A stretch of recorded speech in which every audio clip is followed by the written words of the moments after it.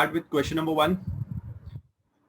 A product passes through distinct process A and B, and thereafter it is transferred to finished stock. Guys, यहाँ पर क्या बोला है कि एक कंपनी है जो एक प्रोडक्ट बना रही है जिसका प्रोडक्ट ए एंड बी में से पास होने के बाद फिनिश स्टॉक में ट्रांसफर हो रहा है. The output of process A passes to B and of B to finished product. A का आउटपुट B में जाएगा और B का आउटपुट फिनिश प्रोडक्ट में. From the following information, you are required to prepare process account. अब guys यहाँ पर total कितने प्रोसेस है? 2. Process A, process B. तो हमें उसका 2 प्रोसेस अकाउंट बनाना है. Process A account, process B account. सबसे पहले यू हैव टू आइडेंटिफाई कौन सा चीज कहाँ पर रिकॉर्ड होगा. जैसे मटेरियल कंज्यूम. अच्छा, material consume is an expense. तो एक्सपेंसेस कहाँ रिकॉर्ड करेंगे गाइस हम लोग? Debit side. Will record on the debit side. Direct labour debit. उसके बाद नेक्स्ट क्या दिया है? Manufacturing expenses. ये भी कहाँ आएगा? डेबिट में. बराबर है. नेक्स्ट उसके बाद input in process A. Guys यहाँ पर देखो, material consume debit, direct labour debit, manufacturing expense debit. Input debit side. अच्छा, कितना इनपुट किया है? 10,000 यूनिट्स. ये उसका वैल्यू दिया है 10,000, मतलब ये उसकी कॉस्ट है. ठीक है. उसके बाद आउटपुट दिया हुआ है. अच्छा गाइस, सम में जो आउटपुट दिया रहेगा वो हमेशा याद रखना वो एक्चुअल आउटपुट होगा. It will be always actual output. ठीक है. उसके बाद परसेंटेज ऑफ वेस्टेज. अच्छा, वेस्टेज का मतलब होता है नॉर्मल लॉस. कितना दिया? फर्स्ट प्रोसेस में 5%, सेकेंड प्रोसेस में 10, और नीचे नॉर्मल वेस्टेज का वैल्यू दिया है, मतलब ये उसकी स्क्रैप वैल्यू है 0.20 एंड 0.85. Clear guys? मैंने यहाँ पर अब देखो गाइस 2 प्रोसेस अकाउंट बनाए, प्रोसेस ए, प्रोसेस बी, जिसके अंदर 4 कॉलम डेबिट साइड और 4 मैंने क्रेडिट में बनाए. That is particulars, quantity, price, amount, and same credit side पे particulars, quantity, price, amount.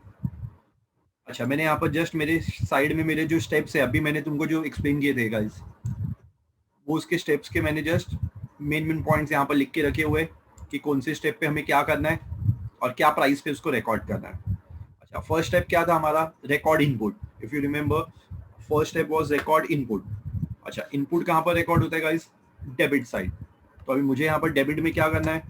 To input of raw material. Simple, input of raw material. कितना input किया है गाइस? हमने यहाँ पर इनपुट यूनिट्स में किया 10,000. ठीक है. और उसकी कॉस्ट प्राइस है 10,000, मतलब मुझे यहाँ पर गाइस इनपुट 10,000 यूनिट्स किया था, उसका प्राइस भी 10,000 है. तो इसका अमाउंट कॉस्ट 10,000 है, तो इसका प्राइस कितना आएगा? 1 रुपीज. अच्छा, वो तो बोलेंगे सर कैसे मिला? गाइस, प्राइस अगर निकालना है तो simple, amount divide by quantity. उसके बाद हमारा सेकंड स्टेप क्या है? What is the second step? The second step is record the expenses. कहाँ पर रिकॉर्ड करना है? डेबिट में. तो अभी हमारे एक्सपेंसेस क्या क्या है गाइस? सबसे पहला material consume. We have material consume. ठीक है. कितना है मटेरियल कंज्यूम? 12,000. अच्छा, फर्स्ट प्रोसेस का एक्सपेंस फर्स्ट में आएगा, सेकंड का सेकंड में. मटेरियल कंज्यूम के बाद क्या है? Direct labour. ठीक है. अच्छा, कितना है direct labour? Direct labour 14,000. Direct labour के बाद third is manufacturing expenses. Okay, manufacturing expenses हमारा फर्स्ट प्रोसेस का कितना है? प्रोसेस ए का 4,000. मैंने क्या किया? जो भी फर्स्ट प्रोसेस का एक्सपेंस था उसको फर्स्ट प्रोसेस में रिकॉर्ड किया. अब मेरा थर्ड स्टेप है रिकॉर्ड नॉर्मल लॉस. मुझे क्या रिकॉर्ड करना है? Normal loss. अच्छा, नॉर्मल लॉस कहाँ रिकॉर्ड होएगा? क्रेडिट साइड पे. अब गाइस, प्रॉब्लम ये है कि नॉर्मल लॉस मुझे जो दिया है वो दिया हुआ है परसेंटेज में, और मुझे यहाँ पर नॉर्मल लॉस की क्वांटिटी लेनी है. I am given normal loss का परसेंटेज. मुझे नॉर्मल वेस्टेज दिया है बट परसेंटेज में दिया है. मुझे क्या करना है? उसको क्वांटिटी में कन्वर्ट करना है. तो क्वांटिटी में कन्वर्ट करने के लिए what I need to do is I have to prepare a working note. तो ये मेरा वर्किंग नोट नंबर 1 है गाइस. ठीक है, ये वर्किंग नोट नंबर 1. जिसमें मैंने 2 प्रोसेस है इसलिए 2 कॉलम बनाए। अब मैंने फर्स्ट प्रोसेस में कितना इनपुट किया था, 10,000। अच्छा, प्रोसेस 1 में दैट इज ए के अंदर what is the percentage of normal loss? Normal loss का परसेंटेज कितना बोला, इधर 5%। तो मैं इनपुट के ऊपर 5% निकालूं तो 500 आता है गाइस। तो मेरा एक्सपेक्टेड आउटपुट कितना आ रहा है, 9,500। अब सम में एक्चुअल आउटपुट दिया हुआ है, कितना दिया एक्चुअल आउटपुट, 9,400, बराबर है।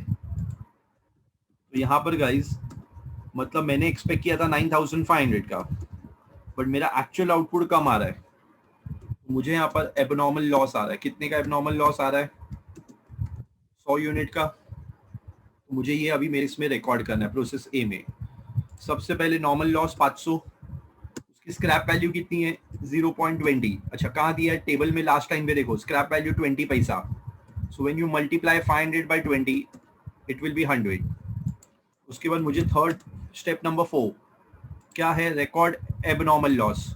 अच्छा, एबनॉर्मल लॉस किधर आएगा, क्रेडिट साइड पे, बट वो क्या प्राइस पे आएगा, PCPU, that is process cost per unit, CPU पे।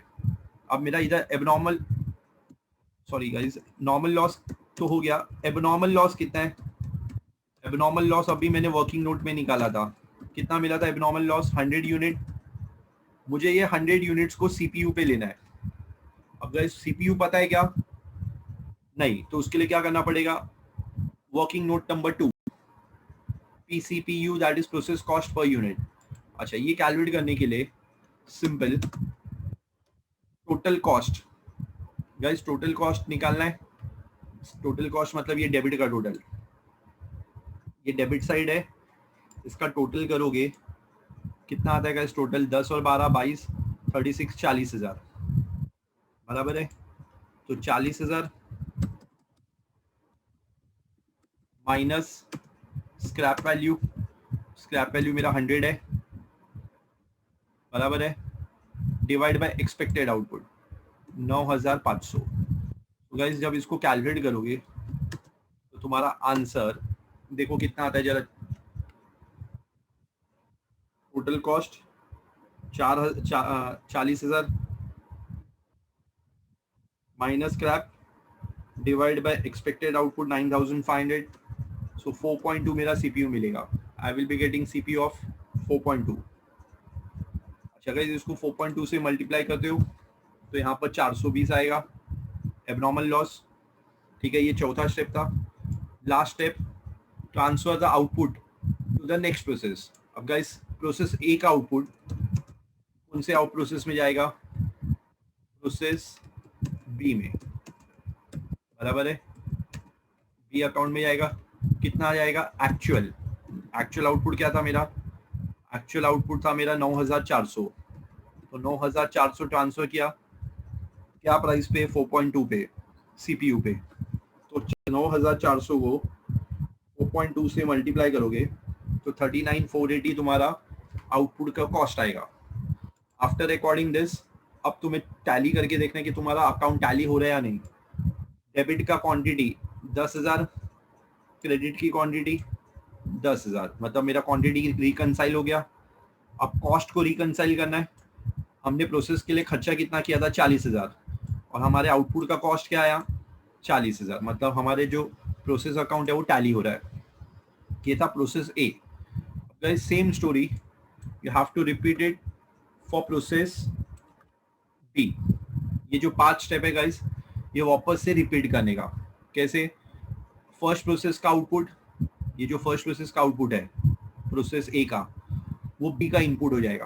तो यहाँ पर क्या करोगे, to process A account, B में आउटपुट आया, इनपुट हुआ ए से, ठीक है, एट द रेट ऑफ 4.2, 39,480। उसके बाद रिकॉर्ड ऑल द एक्सपेंसेस, जो स्टेप है वही फॉलो करना है। Material consume,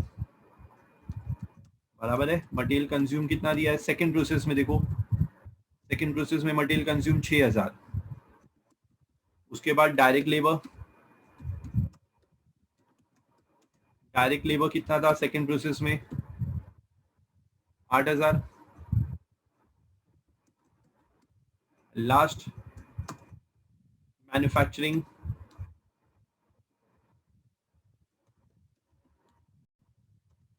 expenses, manufacturing expenses कितना है 4000।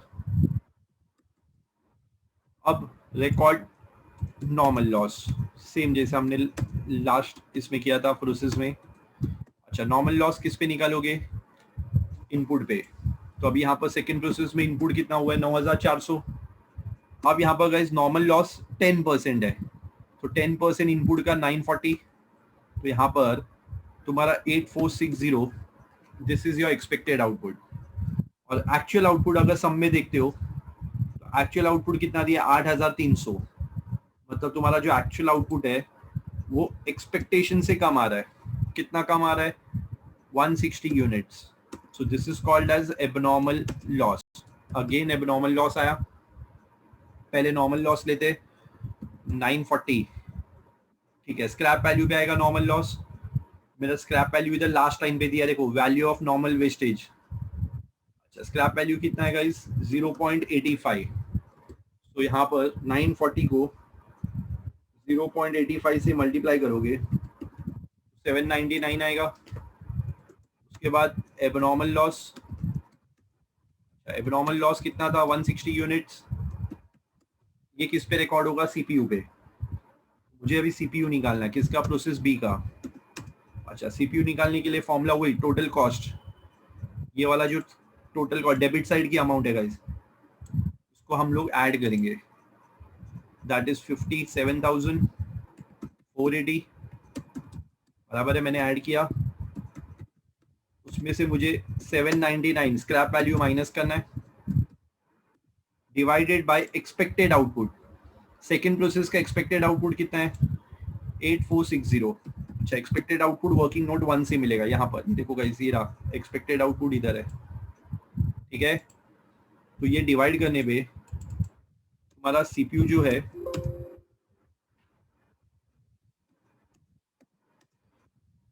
व्हेन यू डिवाइड दिस 57,480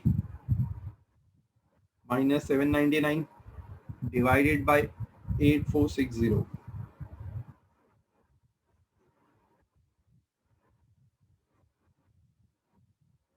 यहाँ पर आंसर आता है 6.6998, 999 कर सकते हो क्योंकि पांचवा डिजिट 8 है। अच्छा, डेसिमल के बाद 4 डिजिट लेने, you have to consider 4 digits after decimal, ठीक है। सो यहाँ पर guys 6.6999, when you multiply this 6.6999 into 160, so 1072 आएगा, बराबर है ये एबनॉर्मल लॉस। और लास्ट जो तुम्हारा फाइनल आउटपुट है वो फिनिश स्टॉक में जाएगा, it will be transfer to finish stock account. Finish stock में कितना जाएगा, actual output of second process. Second process में मेरा एक्चुअल आउटपुट क्या था, ये देखो यहाँ पर देखो गाइस, मैंने इधर हाईलाइट किया हुआ है, एक्चुअल आउटपुट इज 8300, क्लियर। इसको भी सीपीयू पे लेना है, सो when you multiply this 8300 into 6.6999, वहां पर तुम्हारा 55,609 आंसर आएगा, क्लियर। अब टैली करके देखते हमारा अकाउंट टैली होता है या नहीं। अमाउंट का कॉलम तो टैली हो गया, क्वांटिटी का कॉलम टैली करोगे 9400 एंड 9400।